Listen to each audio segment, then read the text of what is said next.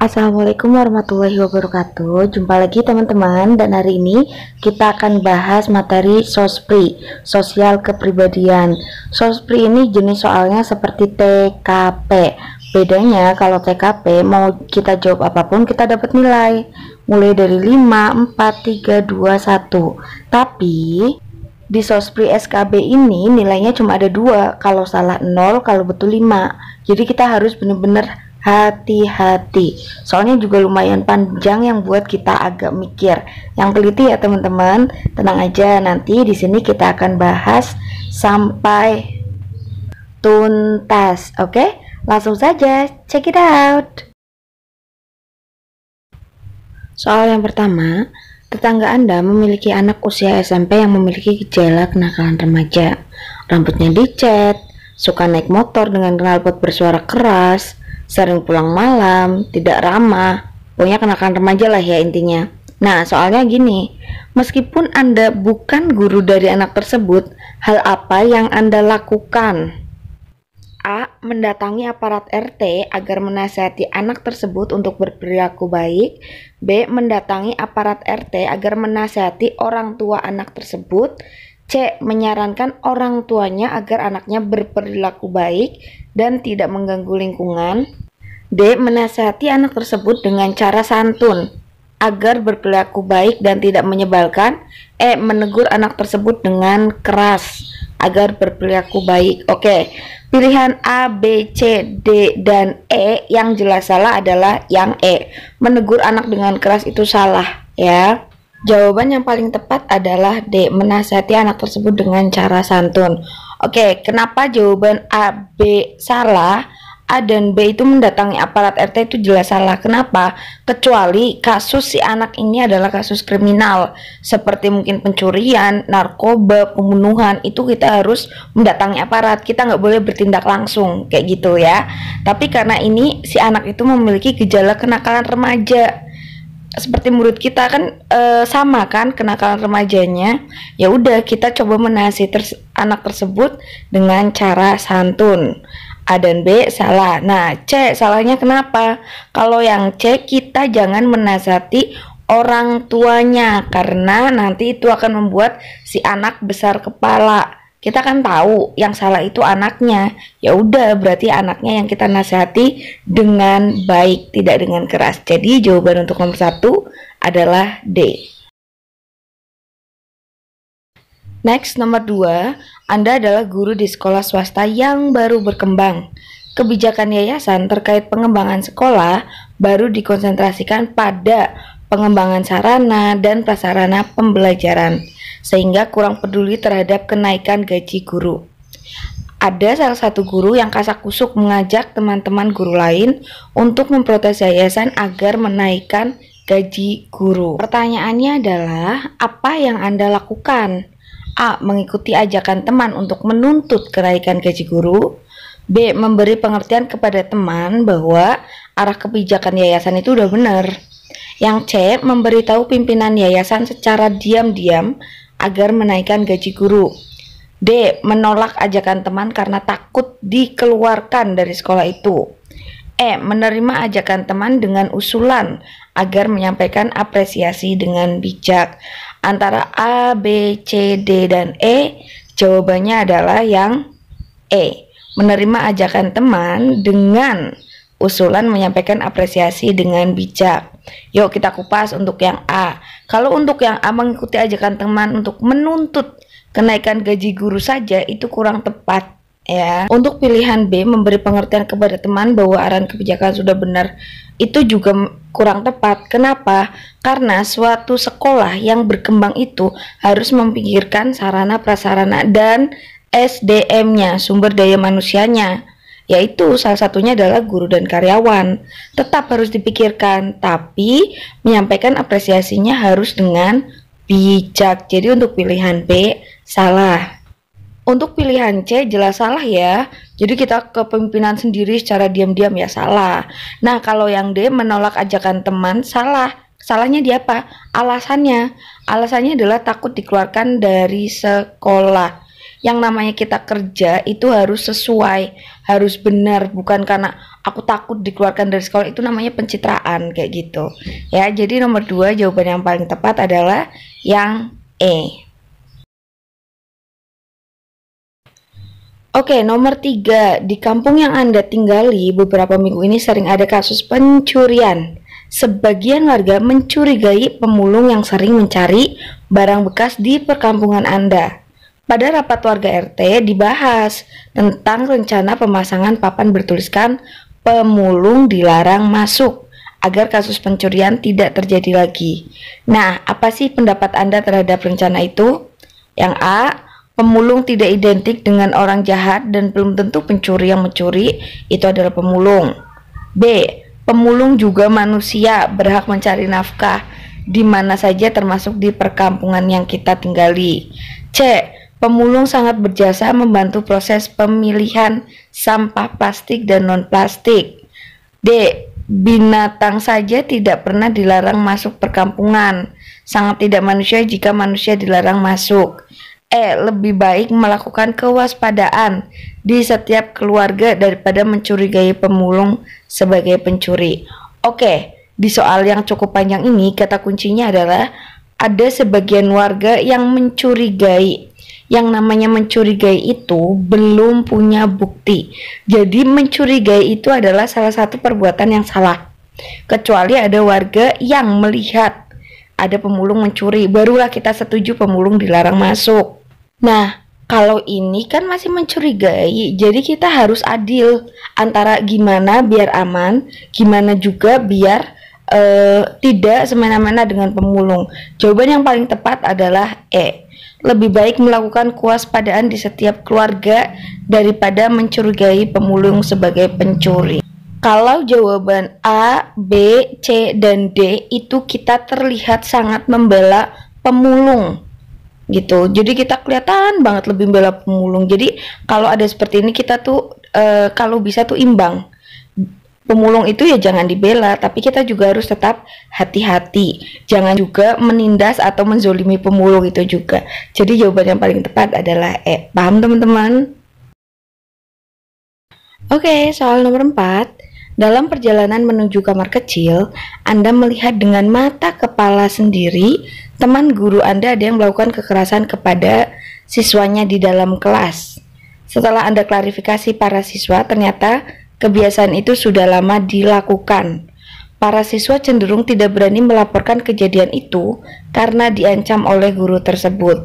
Hal yang Anda lakukan adalah Oke, kuncinya nih buat kalian kalau seperti ini. Kalau ada kasus seperti ini, kalau kalian langsung lapor ke kepala sekolah, lapor ke polisi, lapor ke yayasan, itu jelas salah.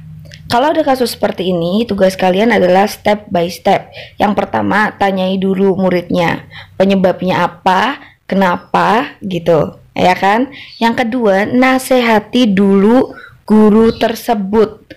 Antar teman, jadi hubungan kita antar teman. Nanti kalau dinasihati masih seperti itu, baru ke tingkat yang lebih tinggi, yaitu ke kepala sekolah. Tapi ingat, ketika lapor ke kepala sekolah itu harus dengan bukti juga. Buktinya apa? Ya mungkin salah satu siswanya, tapi kita harus menjaga keamanan siswa itu gitu. Nanti kalau sudah ke kepala sekolah itu berarti udah haknya kepala sekolah bagaimana tindak lanjutnya, seperti itu. Jadi ingat ya, kalau ada kasus seperti ini jangan jadi pahlawan kesiangan langsung lapor ke kepala sekolah, yayasan, atau apalagi polisi. Salah. Oke, berarti kalau ada soal seperti ini jawabannya adalah B. Menasihati teman guru yang melakukan kekerasan agar segera menghentikan kekerasan terhadap siswanya. Jadi ada kode etik gurunya juga, seperti itu. Oke, nomor 5. Anda memiliki seorang peserta didik yang beragama non-muslim, sedangkan mayoritas peserta didik di sekolah tersebut beragama muslim. Banyak siswa di sekolah tersebut yang enggan bertemu sapa dengannya, apalagi berteman, karena perbedaan agama tersebut. Malahan ada yang suka mengejek. Nah, bagaimana sikap Anda sebagai pendidik yang mengajarkan tentang kebaikan?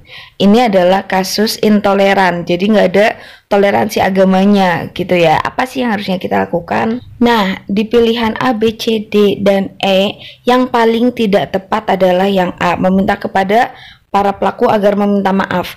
Caranya pendidik nggak seperti itu, nggak langsung yang salah langsung minta maaf. Nggak, caranya adalah kita harus terlibat aktif, menunjukkan nih rasa saling menghargai dengan memberikan teladan secara langsung. Jawabannya adalah C. Kenapa yang A salah? Kalau kita tidak pernah memberi contoh, tidak pernah memberikan teladan kepada siswa-siswa kita, tiba-tiba kita langsung minta si pelaku minta maaf, itu yang ada nanti pelaku itu memiliki rasa dendam yang berlebih terhadap korban. Gara-gara kamu aku dimarahin bu guru, gara-gara kamu bla bla bla segala macam.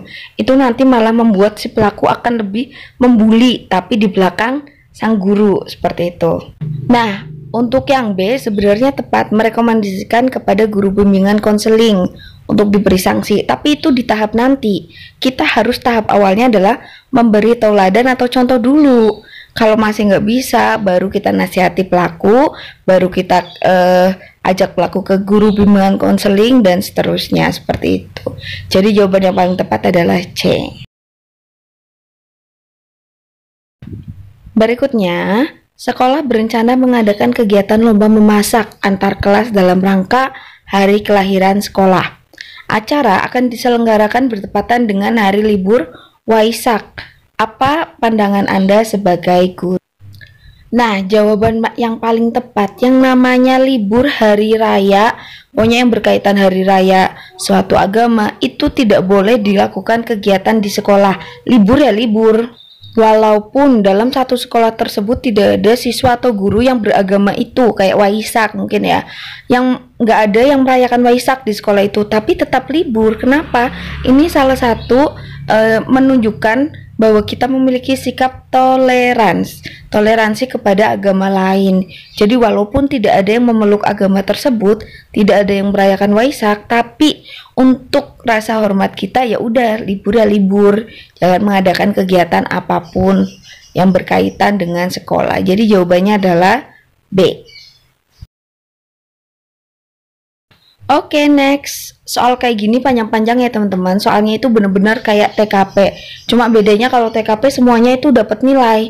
Mulai dari 5, 4, 3, 2, 1. Tapi kalau SKB nilainya adalah 5 atau 0. Kalau salah ya 0, kalau betul ya 5. Jadi kita harus lebih teliti. Oke, soal berikutnya. Ada siswa-siswa tertentu yang memiliki sikap dan perilaku yang benar-benar membuat siapapun menjadi tidak sabar. Nah, catatan ya. Pernyataan yang paling menggambarkan diri Anda ketika berhadapan dengan siswa seperti itu adalah, pasti ini PR-nya guru banget. Jadi ada siswa yang benar-benar menguji kesabaran si guru. Oke, yang A, mengajak bicara untuk menjelaskan tanggapan saya dan orang lain terhadap akibat perilakunya. B, berusaha menunjukkan wajah sabar, sekalipun itu bukan cerminan perasaan sebenarnya. C, secara terbuka mengungkapkan ketidaksabaran. D, berusaha bersabar sampai perilakunya tidak dapat diterima lagi. Dan E, saya menghindari bertemu siswa-siswa tersebut. Yang E jelas salah ya, itu namanya gurunya pengecut. Masa ada siswanya kayak gitu malah dihindari, harusnya diperbaiki akhlak. Jawaban yang paling tepat adalah A, mengajak bicara atau di sini menasihati untuk menjelaskan tanggapan guru-guru terhadap perilakunya, menunjukkan kalau perilakunya salah nak, jadi kamu harus begini begitu. Nah, yang B, berusaha menunjukkan wajah sabar sekalipun bukan cerminan, itu salah. Guru itu harus jujur, tidak ada pencitraan. Jadi senyum di depan nanti marah di belakang, itu salah ya. Kalau yang C, biar semua teman sekelasnya tahu, salah juga. Jangan ada menghakimi seperti itu ke siswa, karena siswa yang nakal atau siswa yang tanda kutip memiliki kenakalan remaja, jika dihukum dipermalukan di depan kelas, dia akan memiliki dendam atau lebih menjadi-jadi seperti itu. Nah, untuk yang D juga salah ya. Jadi jawaban yang paling tepat adalah A. Berikutnya, tugas di sekolah dan di rumah datang silih berganti. Satu tugas belum selesai dikerjakan, tugas berikutnya sudah menunggu. Nah, dalam situasi seperti itu bagaimana sih reaksi Anda? A, lebih baik saya tinggalkan sama sekali situasi seperti itu daripada bekerja seperti robot. Salah. Ini namanya kalian langsung menyerah ya. Yang B, Saya ingin mengerjakan seluruh tugas, namun dalam situasi seperti itu biasanya justru menjadi berantakan semua, juga salah. Ini menunjukkan kalau manajemen atau time management Anda itu buruk, ya. Yang B salah. Yang C, saya hanya bisa bekerja satu persatu. Lebih baik beberapa tugas tidak tertangani daripada meninggalkan tugas yang tidak tuntas. Salah. Ya kita kinerjanya harus bagus dong, harus tuntas semua. Yang C itu salah. D, saya beruntung mampu bekerja dengan cepat sehingga semua tugas terselesaikan sepenuhnya dengan tuntas. Ini jawabannya. Jawabannya adalah D. Yang E, yang penting semua tugas terselesaikan. Soal tuntas atau tidak tuntas pekerjaan tergantung pada situasi. Salah. Jadi yang namanya seorang guru karyawan itu harus punya kinerja yang bagus dan bertanggung jawab pada setiap tugas yang datang. Jadi dikasih tugas tuntas, kasih tugas tuntas. Kita harus gerak cepat seperti itu. Jawaban yang tepat adalah D. Berikutnya, manakah di antara beberapa pernyataan di bawah ini yang paling sesuai dengan diri Anda?